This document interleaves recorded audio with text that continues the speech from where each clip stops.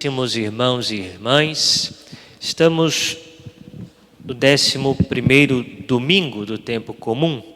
Voltamos então a este tempo que também é chamado de tempo corrente, né? E vemos nosso Senhor, no Santo Evangelho, falar sobre o seu discurso, um discurso missionário.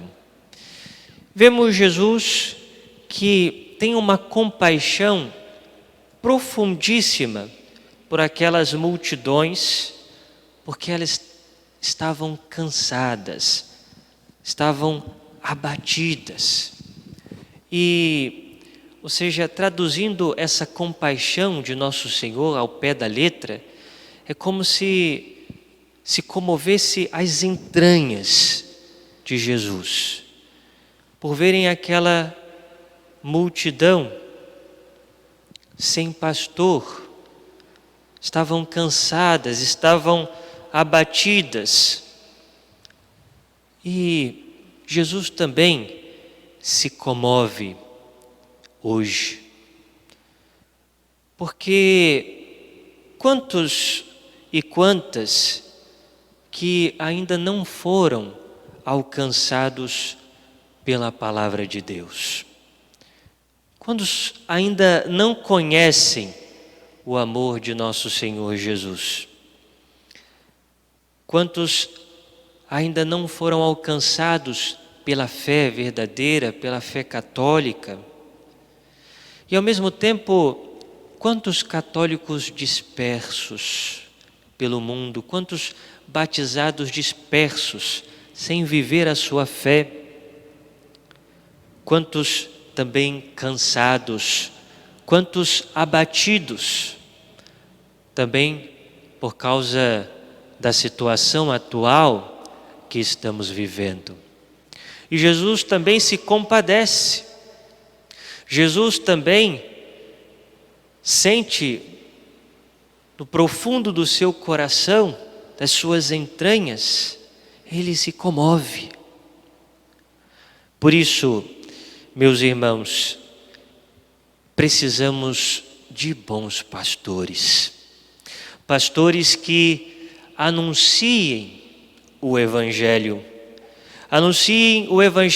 com ardor de alma, assim como fizeram os apóstolos, assim como fizeram tantos homens na história da igreja, na história da humanidade. Quando olhamos para grandes missionários como São Francisco Xavier, que de forma extraordinária saiu da Europa para a Ásia para evangelizar aqueles povos. E um homem que em menos de 3 meses aprendeu a língua japonesa, porque ele queria pregar, ele queria anunciar nosso Senhor Jesus. Então pregava e ao mesmo tempo batizava centenas, milhares de pessoas, fazendo-as filhas de Deus, membros da igreja de nosso Senhor Jesus Cristo. Quando olhamos para um São José de Anchieta, que também, ao sair da Europa, no século XVI, vem para o Brasil, que era uma selva. E aqui se estabelece para evangelizar os índios, para evangelizar aqueles que já estavam aqui, os colonizadores que também estavam aqui. Veja, um homem extraordinário que muito jovem, com 19 anos, veio para cá. E para conseguir evangelizar os índios, escreve um catecismo na língua tupi. Ou seja, tinha um ardor apostólico, não queria deixar aquelas ovelhas sem pastor, abatidas. E é interessante como que nos escritos de São José de Anchieta se diz que aqueles índios tinham uma extraordinária veneração e adoração pela Santíssima Eucaristia. Eles aprendiam, ou seja, ao ensinar aqueles homens que viviam na selva, aprendiam e veneravam a cruz de Nosso Senhor, adoravam a Jesus Eucarístico e começavam então a viver uma vida cristã. Precisamos desses pastores, precisamos desses missionários.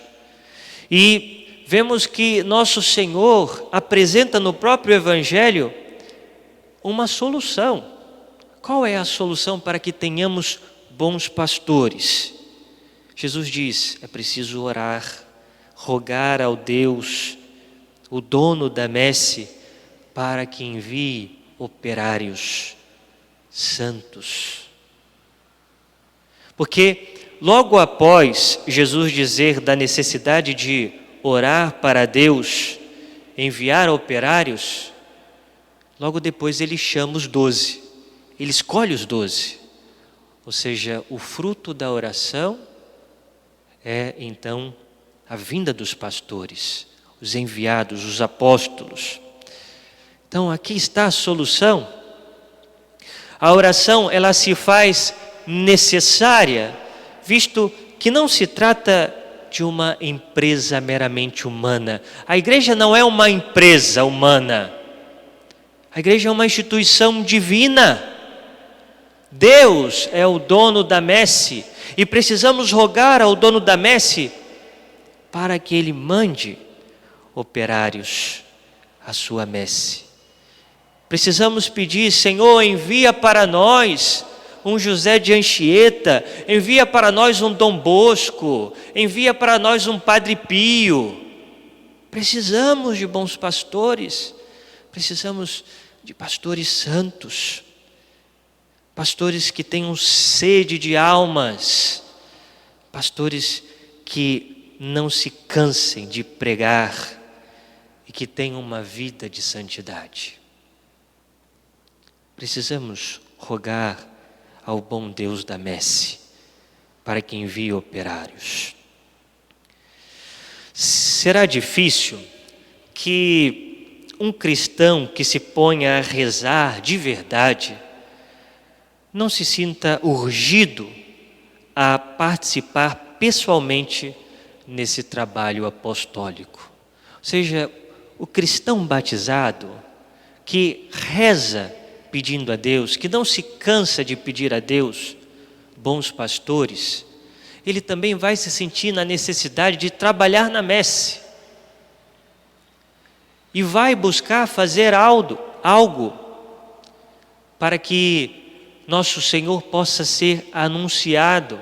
E nós sabemos que a missão dos leigos está sobretudo no seu ambiente de trabalho, no seu ambiente de estudo, na sua casa.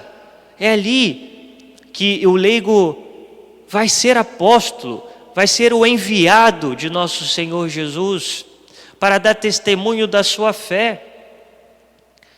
Mas o que nós vemos muitas vezes são cristãos que parecem camaleões, né? Seja, o que é o camaleão? Qual a característica do camaleão? Ele muda a cor conforme o ambiente. Se o ambiente é verde, ele fica verde, né? Se o ambiente é vermelho, ele fica vermelho. Se é várias cores, ele fica todo colorido. E o cristão camaleão também é assim. Ou seja, se ele está num ambiente frio, pagão, ele vai ali e se adequa, né? Ou seja, não fala de Deus, não vou falar de Deus, vou me comportar como todo mundo, porque aí todo mundo vai me aceitar, eu vou ser o cara bonzinho, o legal, isso aí, beleza. Mas se eu me ponho num ambiente ardoroso com fé, aí não, aí eu falo de Deus, aí eu quero ser santo, e aí tal, eu falo que eu rezo e aquilo outro. É o cristão camaleão, né? Ou seja, na verdade, não sabe, não quer se comprometer com a sua fé, não quer ser o enviado de nosso Senhor, não quer, de fato, ser um trabalhador da messe.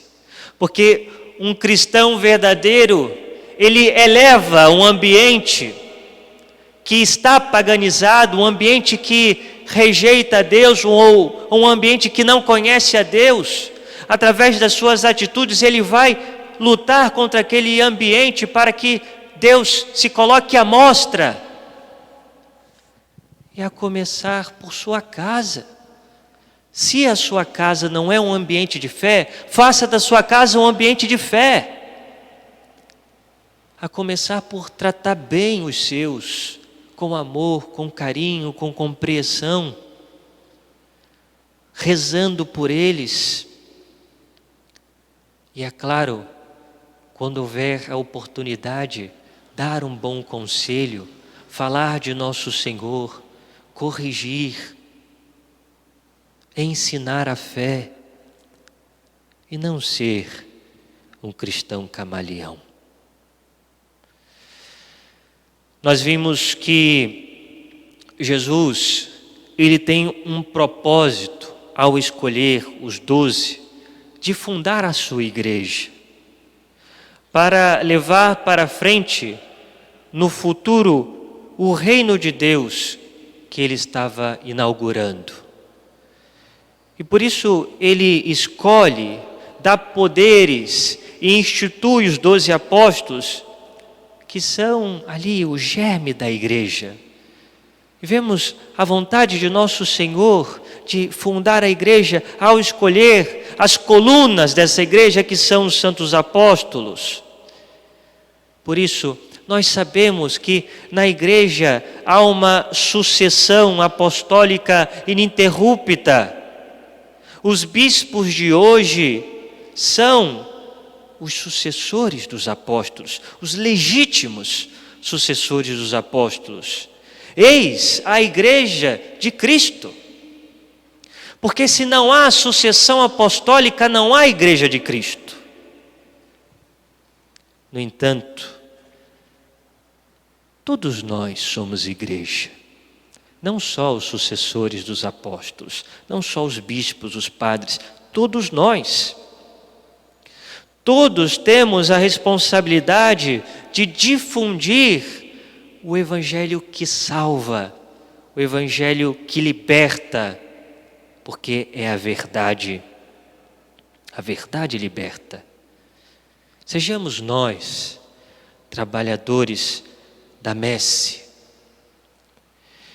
E peçamos todos nós, peçamos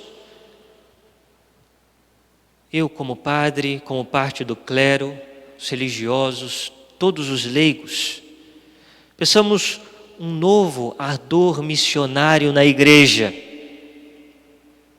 Peçamos que os pastores, os religiosos, os leigos tenham sede de almas, de salvar almas. E como começar? Comecemos por rezar. Comecemos por rezar insistentemente ao Pai, para que Ele envie novos operários. Senhor, envie sacerdotes, novos sacerdotes para a nossa arquidiocese de Niterói, sacerdotes comprometidos com o Evangelho, com a fé apostólica, em salvar almas. Senhor, mandai religiosos, religiosas, carmelitas, mandai franciscanos, dominicanos, mandai, Senhor, mandai. E colocai no coração dos leigos, que são então a maior parte da igreja, para que eles também tenham esse ardor de levar no seu ambiente a sua palavra. Ouvi, Senhor, ouvi a nossa prece. E peçamos também à Virgem Santíssima ela que é a rainha dos apóstolos, para que ela interceda por toda a igreja, pelos bispos, sobretudo, que são os sucessores dos apóstolos. Louvado seja o nosso Senhor Jesus Cristo, para sempre seja louvado.